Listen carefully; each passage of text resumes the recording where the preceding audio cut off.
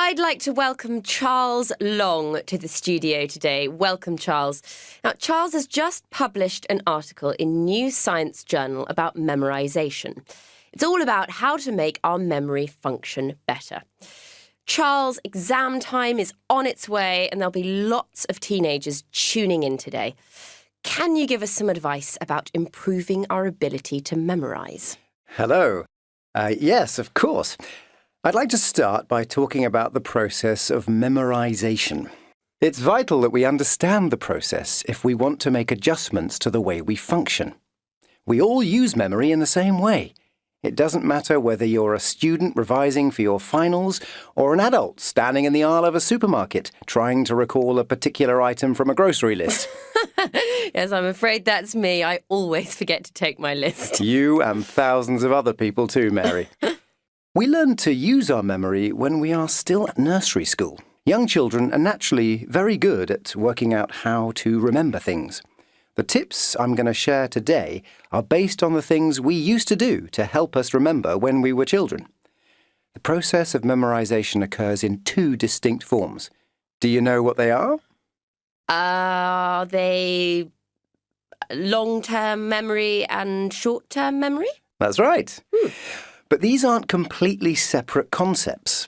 We use a combination of both types of memory when we want to formulate our thoughts and recall information, whether we're trying to remember something from a decade ago or just an hour earlier. So what tips have you got for improving the quality of our memory? Right. Well, let's start with association. Association? Yes. We can use word association to remember an idea or a concept. This means choosing a word or phrase you associate with what you are trying to remember. The word needs to be something familiar that you come into contact with on a daily basis. So, for example, you can use the name of your pet dog to remember a scientific equation. Try it. Read the equation a few times and then say your dog's name again and again. Later, in your science exam, just recall the name and the whole equation should come back to you. It sounds too good to be true. What else, Charles? Visualization is another trick we can use. So, you have to visualize an image that is connected to the thing you need to remember. For example, if you want to remember the date that the Berlin Wall came down, you might visualize a picture of a wall with the date written on it in graffiti. The image of the wall becomes an important part of what you will remember. You can use several images in a row to remember things like information in a text or a list of ingredients for a recipe. Yes, that makes sense. Singing can help with memorization too. Singing? Yeah. So instead of reading a text aloud, you sing it. Singing is one of the most effective and earliest memory tricks that are used for learning new concepts. I used to sing lists of historical facts and dates. It works. And did you have to sing aloud in your history exams? Not aloud, but I did used to sing in my head, and I always got good marks for history. Well, have you got any more tips for us, Charles? Yes, I've saved the best one till last. It's particularly relevant for any students who have tuned in.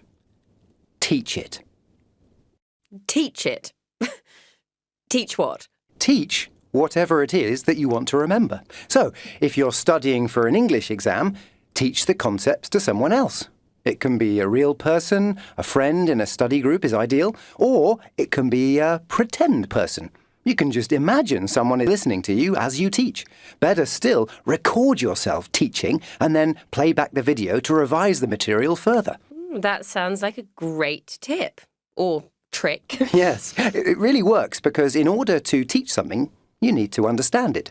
Teaching reinforces the understanding, and although these sound like tricks, they aren't really. No? No, they are just simple ways that we can train our brains to be more effective.